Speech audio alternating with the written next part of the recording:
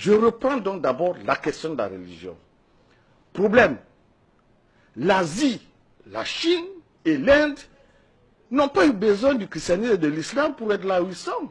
D'où vient-il que les Africains soient accrochés au christianisme et à l'islam pour s'en sortir? Le juif est juif, l'arabe est arabe.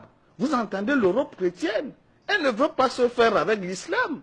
D'où vient-il que les Africains veulent être africains en n'ayant pas de religion à eux?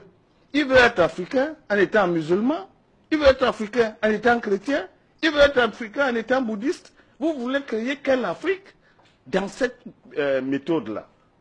Donc vous comprenez très bien qu'il faut savoir ce que c'est que la religion. La religion a pour but de contrôler les esprits et les comportements.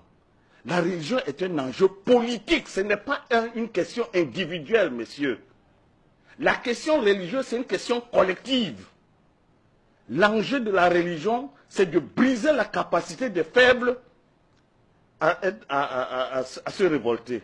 Et pendant ce temps, cette même religion n'empêche pas les puissants de continuer à être puissants.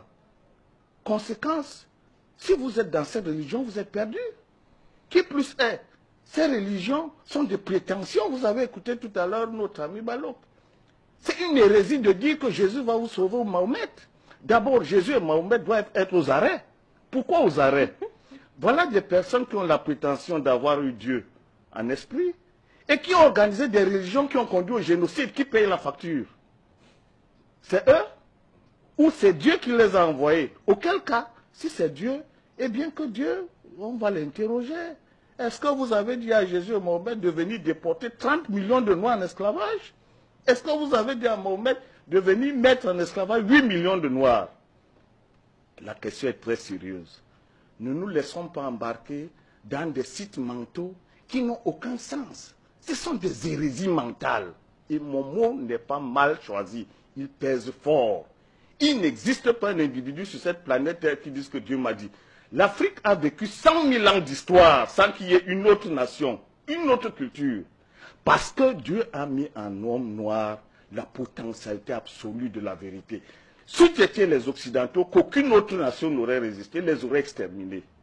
Conclusion, on ne peut pas prétendre que l'Afrique qui a été la première sur cette planète Terre, qui n'a jamais vu Dieu, et que d'autres personnes viennent dire que Dieu leur parle, Dieu a une bouche, Dieu a la barbe, Dieu ressemble à quoi?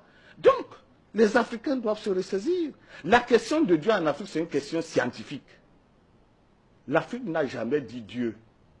L'Afrique dit la science. Et c'est parce qu'elle est émue devant la question scientifique qu'elle donne aux principes scientifiques les noms de Dieu. Quand vous entendez Atum, Mahat, Ra, Horus, ce sont des principes scientifiques. Ceux qui ont l'intention d'en savoir plus doivent le savoir. Donc la question de Dieu en Afrique, c'est une question philosophique et scientifique. Il n'est pas question de prétendre qu'on a vu Dieu et qu'on va en parler. J'achève sur cette question de la religion en disant 3 choses. 1. La prétention de l'islam de dire que c'est Mahomet qui a sauvé. La prétention de Jésus de dire que c'est par lui que va arriver le destin du monde.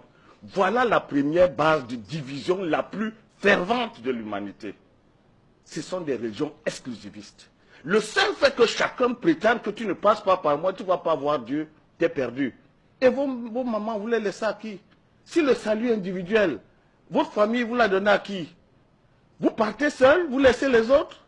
Vous comprenez donc que la question de Jésus et de Mahomet, c'est une question anthropologique. C'est le sens individualiste de l'histoire de l'humanité proposé par l'Occident, qui n'est pas un sens africain. Dire que vous allez avoir votre salut par Jésus ou Mahomet, c'est une faute en Afrique. Vous ne pouvez pas laisser votre père et vos cousins. Vous ne pouvez pas. Si vous le faites, vous n'êtes plus africain.